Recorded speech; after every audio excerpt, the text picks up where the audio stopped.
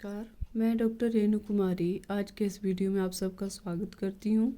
Video start करने से पहले मैं आप सबसे प्रार्थना करना चाहती हूँ कि जो नए सदस्य वीडियो देख रहे हैं कृपया मेरा वीडियो सब्सक्राइब करना ना भूलें, मेरा चैनल। तो आइए अब शुरू करते हैं आज का प्रत्यय का जो हमने सीरीज शुरू की है। इससे पहले हमने वीडियो में पढ़ा है कृत प्रत्यय के विषय में। आज हम प्रत्यय के दूसरे भेद तद्धित प्रत्यय के विषय में पढ़ेंगे। आइए इसका अन्य उदाहरणों सहित अध्ययन करते हैं।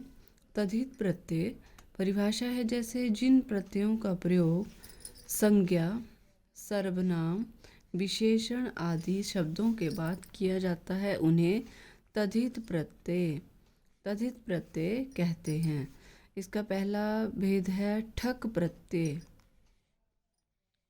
ठक प्रत्यय का प्रयोग भाव अर्थ में, किस अर्थ में? भाव अर्थ में किया जाता है और ठक प्रत्यय का इक हो जाता है। भाव अर्थ में इसका प्रयोग होता है ठक प्रत्यय का और शेष क्या बचता है? इक प्रत्यय। आदि स्वर की इसमें वृद्धि होती है। किसकी वृद्धि होती है? आदि स्वर की।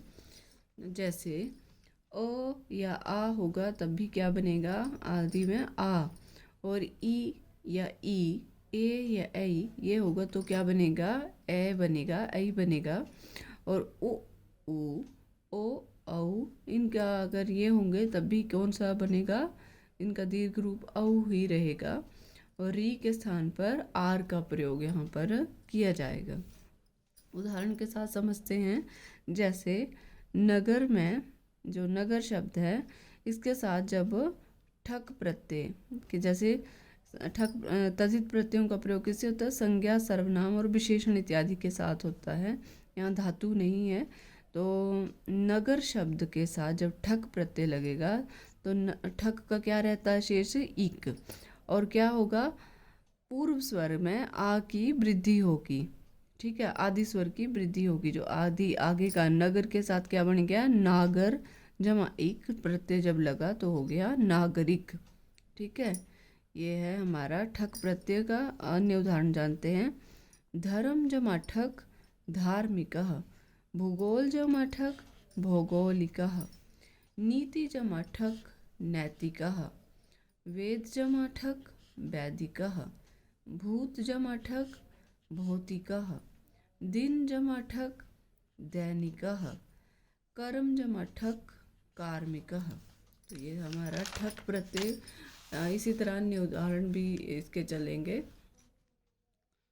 आइए अब जानते हैं तद्धित प्रत्यय का दूसरा है उदाहरण मतुप प्रत्यय।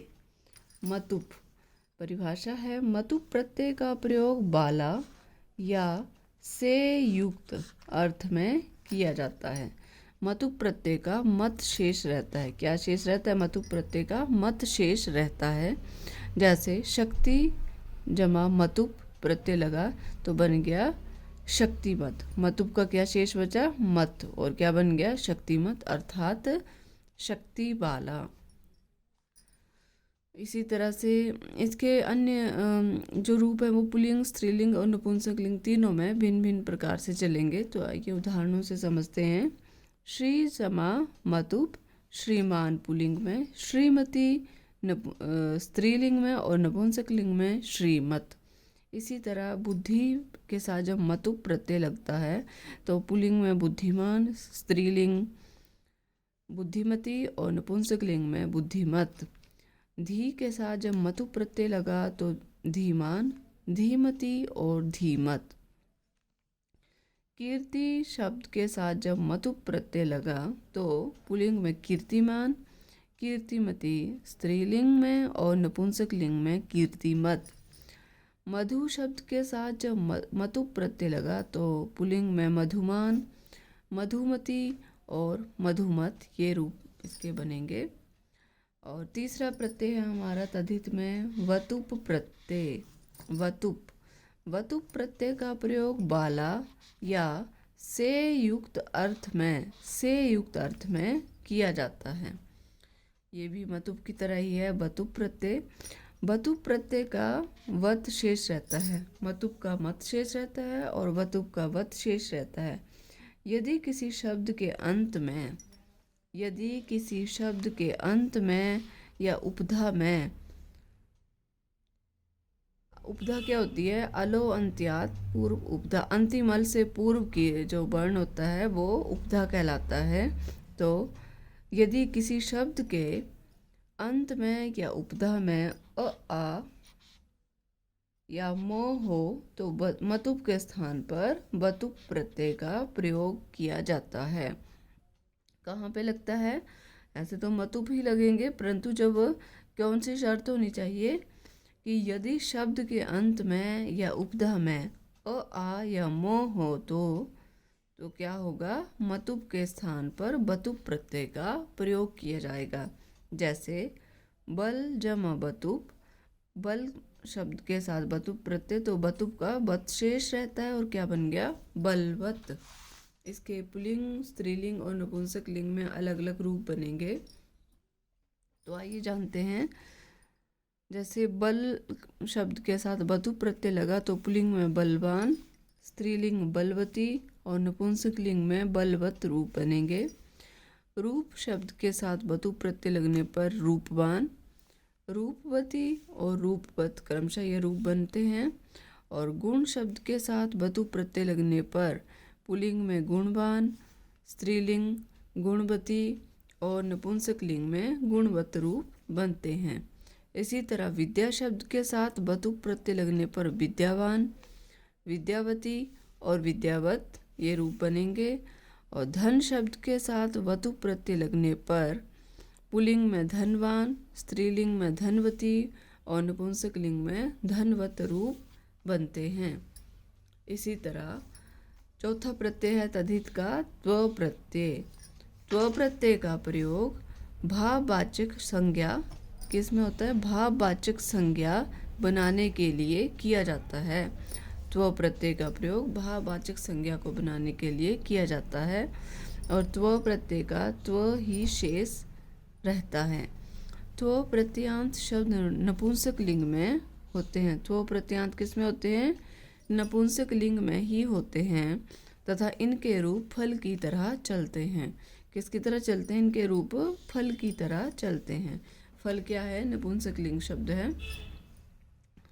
जैसे महत जमत्व महत्वम, पशु जमत्व पशुत्वम, गुरु जमत्व गुरुत्वम, जड़ जमत्व जड़त्वम, सम जमत्व समत्वम, देव जमत्व देवत्वम, लघु जमत्व लघुत्वम। ये हैं हमारे त्व प्रत्यय के उदाहरण।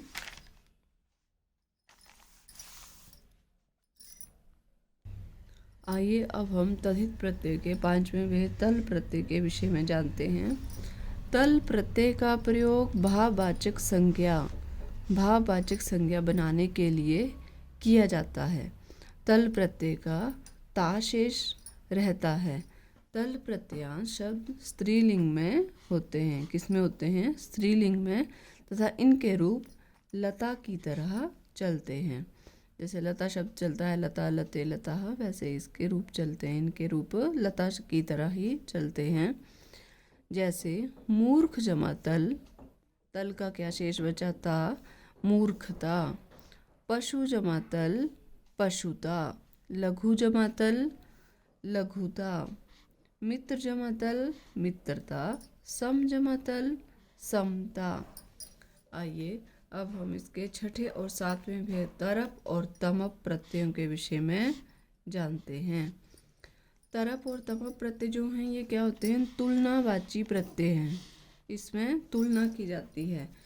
श्रेष्ठ से श्रेष्ठतर, श्रेष्ठतम, जैसे वो इस तरह से तुलना की जाती है।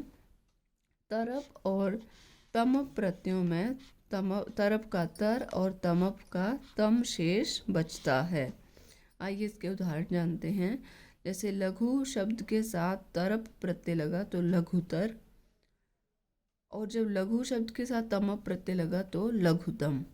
महत जमा तरप महतर और महत जमा तमप महतम। श्रेष्ठ जमा तरप श्रेष्ठतर और श्रेष्ठ जमा तमप श्रेष्ठतम।